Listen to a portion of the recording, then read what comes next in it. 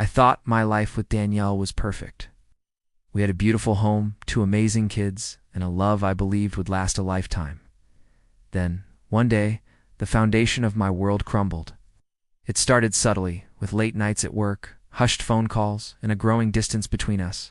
I tried to ignore the warning signs, telling myself I was being paranoid. But the truth has a way of coming out, and when it did, it hit me like a freight train. I found the texts. They were from a man named Mark, her coworker.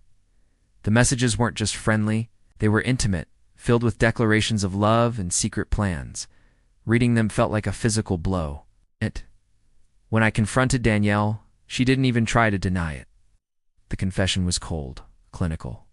She said she'd fallen out of love with me, that she and Mark had a connection she couldn't ignore. She wanted a divorce. My heart shattered into a million pieces. In the aftermath, Danielle did something I never expected. She started playing the victim. To our friends, to our families, she painted a picture of me as a neglectful, emotionally distant husband. She twisted the narrative, claiming my long hours at work drove her into another man's arms. People started looking at me differently, with pity and sometimes even disdain. My own mother-in-law, who once treated me like a son, told me I should have been a better husband. I was isolated, grieving the end of my marriage while also being blamed for it. The divorce was brutal. Danielle, guided by a ruthless lawyer, came after everything. She wanted the house, majority custody of the kids, and a crippling amount of alimony. Her argument was that my emotional abandonment had forced her to leave, and therefore I owed her. The injustice of it all was suffocating. I was losing my family, my home, and my reputation, all because of her lies. I felt helpless, watching her manipulate everyone around us. The woman I had loved had turned into a complete stranger. One evening, while sorting through old financial records for the divorce proceedings, I stumbled upon something. It was a series of credit card statements from a card I thought we had closed years ago. Danielle must have kept it open. The charges were staggering. Lavish hotel stays, expensive dinners, jewelry, all from cities where I knew Danielle had attended work conferences over the past year. The dates lined up perfectly with the timeline of her affair. She wasn't just cheating, she was funding her secret life with our money. That's when the anger started to burn away the grief. I wasn't just going to roll over and let her destroy me. I deserved justice, and my kids deserved to know the truth. I contacted a private investigator, a discreet professional recommended by my lawyer. I handed over the credit card statements and everything I knew. It was time to stop playing defense and fight back. The pie was thorough, uncovering not just evidence of the affair, but the extent of Danielle's deception. She hadn't just been on dates.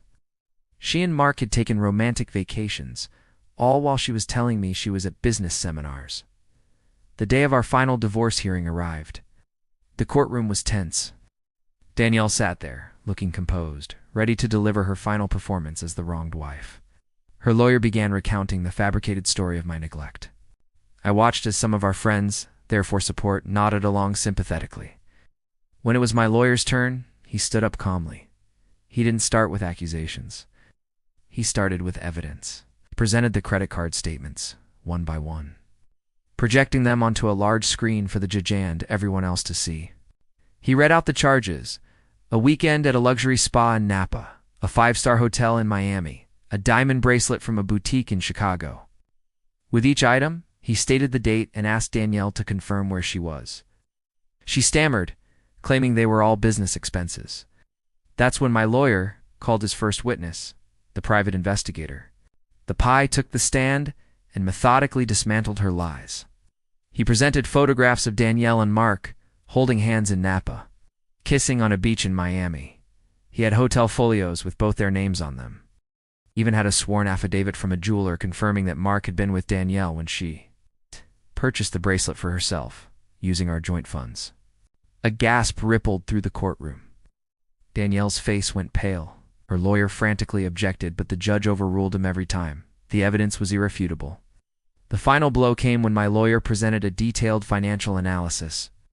It showed that over the course of her year-long affair, Danielle had spent over $50,000 of our marital assets on her secret life with Mark. The room was silent.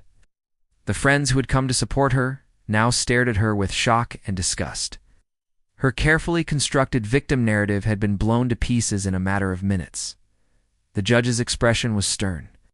He looked at Danielle, no longer with sympathy, but with clear disapproval. The verdict was a complete reversal of her initial demands. The judge cited Danielle's gross marital misconduct and financial infidelity. I was granted primary custody of the children. The house was to be sold, with the proceeds split. But only after she reimbursed the $50,000 she had squandered from our joint accounts. Her alimony request was denied entirely. As the judge read the final orders, Danielle broke down, not in tears of sadness, but in a rage of defeat. Her true face was finally exposed for all to see. Leaving the courthouse that day, I felt a weight lift off my shoulders. It wasn't about revenge. It was about truth. I had my kids, my integrity, and my future back. My new life, a life built on honesty, was just beginning. Thanks for watching. And if you have a story of your own, share it in the comments below. Don't forget to like and subscribe for more true stories.